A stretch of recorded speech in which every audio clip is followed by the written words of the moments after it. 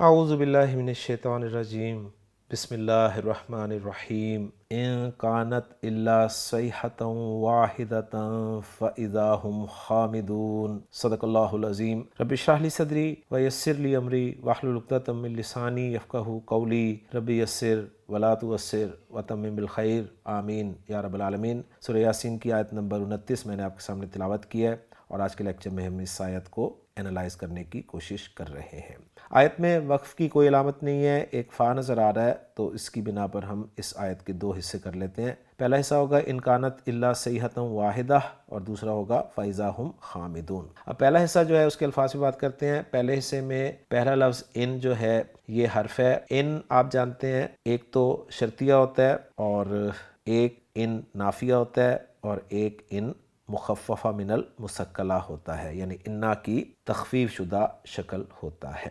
ان اگر مخففہ من المثقلہ ہو تو آگے آپ کو لام تاکید مل جاتا ہے، ان اگر شرطیہ ہو تو آگے دو جملے ملتے ہیں، اور ان اگر نافیہ ہو تو آگے الا آپ کو ضرور ملتا ہے۔ تو ان آپ دیکھ رہے ہیں آگے جا کر الا نظر آ رہا ہے، تو یہ ان نافیہ ہے۔ اور ہم یہ بھی بات جانتے ہیں کہ حرف نفی اور الا کا کمبینیشن اکثر جو ہے وہ حصر کے لیے استعمال ہوتا ہے۔ اگلا لفظ کانت ہے، فعل ناقص ہے، فعل ماضی معروف واحد مؤنث غائب کا صیغہ ہے، کاف با نون حروف مادہ ہیں۔ الا حرف استثناء ہے، حصر کے لیے یہاں استعمال ہوا ہے۔ صیحۃً یہ چنگھاڑ کے لیے لفظ استعمال ہوتا ہے، واحد ہے مؤنث ہے منصوب ہے اور نکرہ ہے، اور آگے واحدۃً جو ہے یہ واحد کی مؤنث ہے، منصوب ہے نکرہ ہے، واحد ہے اور نکرہ ہے۔ الفاظ کی بات مکمل ہوگی، الفاظ کو جوڑ کر اب ہم جملہ بناتے ہیں۔ ان نافیہ جیسے کہ ہم نے قرار دیا ہے، اور کانت فعل ناقص ہے۔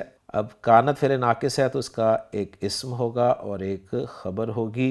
ہیا ضمیر مرفوع متصل اس کا اسم ہو گیا، اور الا حصر کے لیے ہے۔ صیحۃً واحدۃً موصوف صفت ہو کر یہ کانا کی خبر ہو جائے گی، اس لیے منصوب ہے، اور کانت فعل ناقص اپنے اسم اور خبر سے مل کر جملہ فعلیہ بن جائے گا۔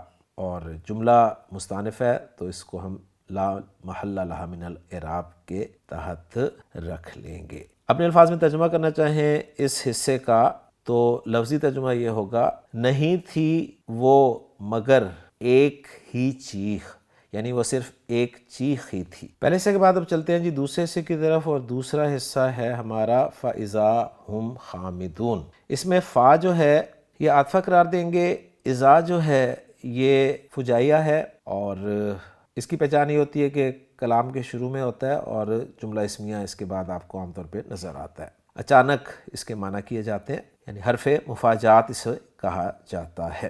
ہم ضمیر مرفوع منفصل جمع مذکر غائب کی ہے، اور خامدون جو ہے یہ جمع مذکر سالم اسم ہے۔ خا میم اور دال حروف مادہ ہیں۔ صیغہ صفت اسم الفاعل ہے، خامد کی جمع خامدون۔